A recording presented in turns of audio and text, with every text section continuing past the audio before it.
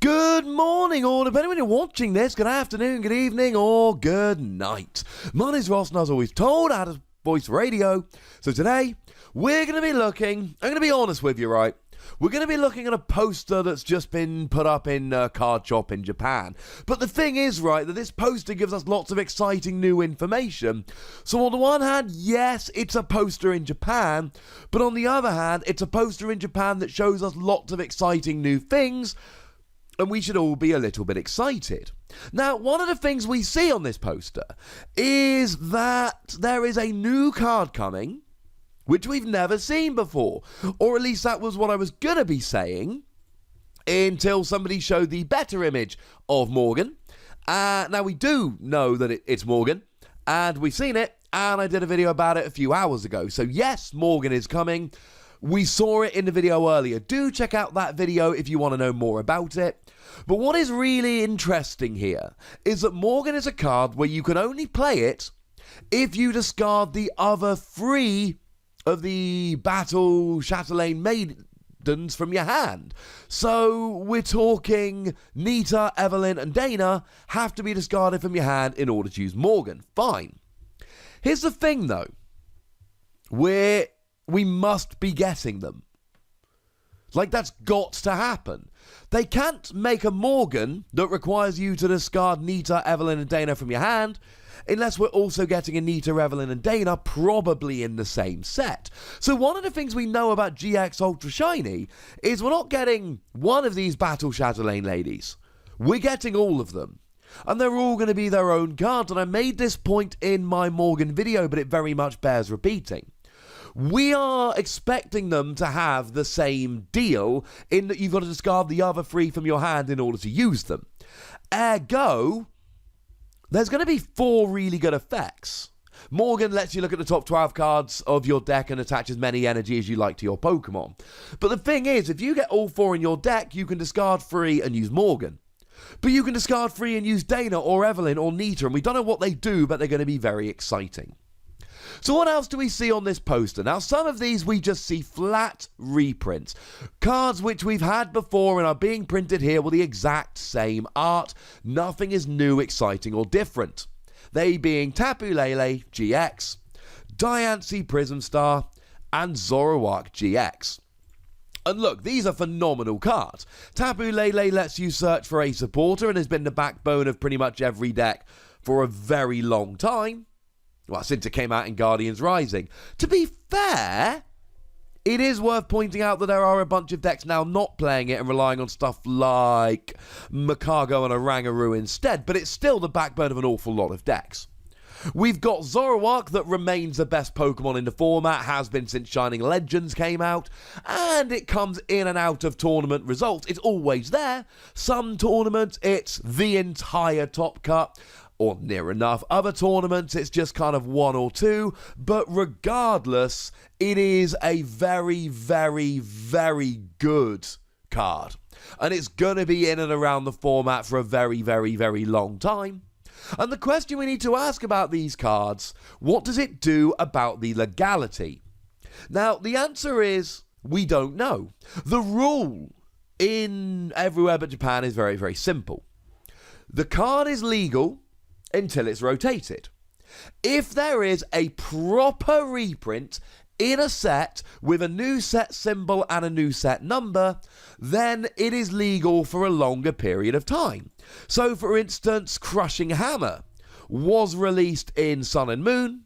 So even though the old Crushing Hammer rotated out when Generations rotated out in September, Crushing Hammer is kept in the format because it was printed in Sun and Moon. But we did have the Best of X and Y, which was released in Japan a little while ago, which was very much a reprint set, and to be blunt, we ignored it. Now, we did have that set which gave us all the full arts, which was fun, but they were alternate art reprints. But there was plenty of stuff in the Best of X and Y, like Shaman, for instance, which was just released in the Best of X and Y, and we just ignored it. If an exact reprint happens in something like X and Y, the Best of X and Y in Japan, we ignore it. So I'm assuming that GX Ultra Shiny, it's going to reprint these cards, but it's not going to affect the legality over here. But there are some which are not straight reprints. We have a couple of other reprints, the most exciting of which are a new full art Guzma and a new Energy Evolution Eevee. And interestingly enough, it is a shiny Energy Evolution Eevee. Not unlike all the shiny ones we looked at the other day. More on those in a moment. Now, these are actually different artworks, but again, alternate art should work nicely for these here. Alternate art, you can see the Professor Sycamore on the screen as an example here.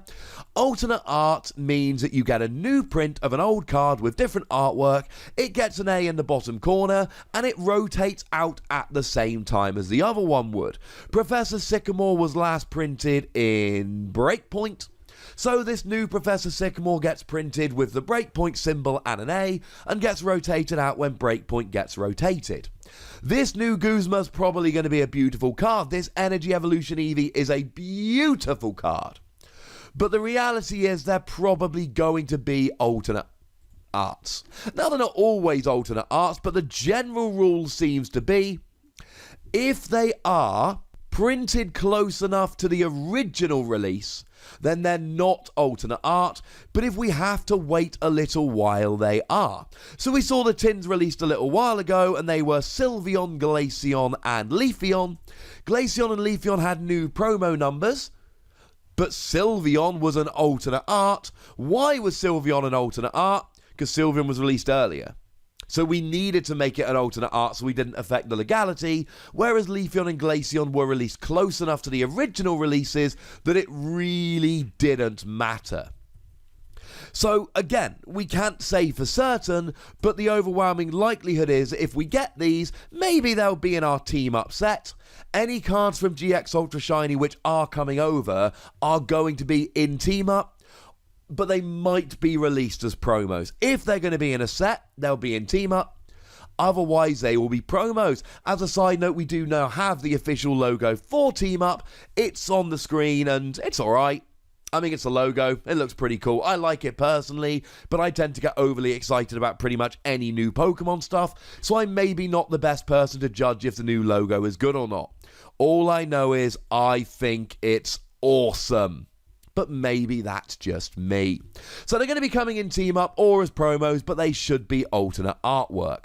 Of course, we did talk about the Energy Evolution Eevee the other day, and what's super weird about that is that it's coming out as a McDonald's promo, and the McDonald's promo has a new set symbol and a new number, so it is actually going to be kept in the format longer because of the McDonald's promo, and we did a whole video about it. I will pop a link to that one in the description so you can go and peruse.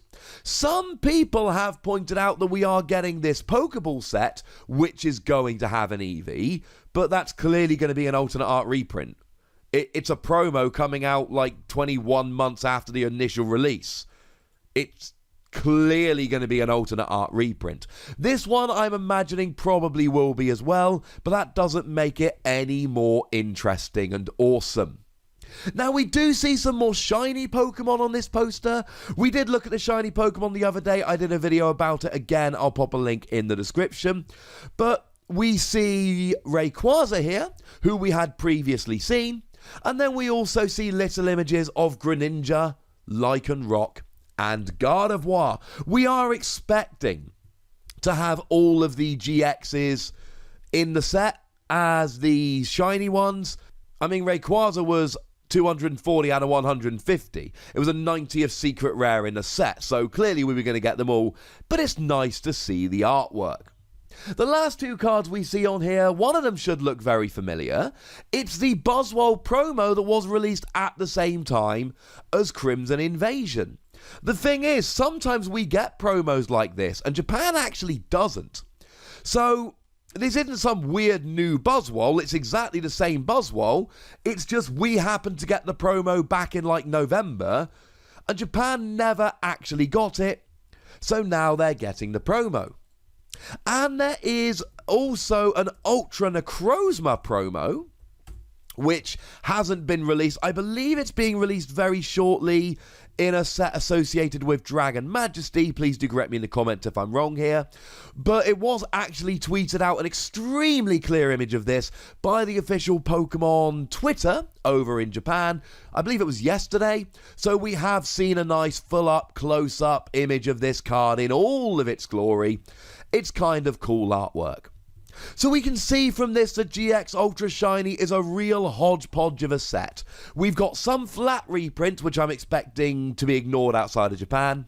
Some alternate art reprints, which I'm expected to be, printed as alternate art reprints and not affect legality. We've got at least one new supporter, which we know is going to turn into 4, which are super exciting. And we know that there's more of these shiny GXs coming, which we kind of knew anyway. I love seeing things like this. I love digging through them. I think it's super exciting. But I want to know from you guys now, what do you think about this? What do you think about these Battle Chatelaine cards? What do you think about these shiny GXs? What do you think about the shiny Energy Evolution Eevee? Although I really want a clear image of that. Make sure you let me know in the comment section, ladies and gentlemen. Go nuts, but please do remember the rule to be nice. Make sure you like this video, subscribe to this channel, follow me on Twitter at @TheWasi, and Twitch for some live action at twitch.tv/PTCGRadio. If you want to support the channel, get some bonus podcasts and all of that, head on over to patreon.com/PTCGRadio, where you can do exactly that. But by far the most important thing, as always, is to look after yourselves. Until next time, thank you very much for watching. My name's Ross, and you've been watching PTCG Radio.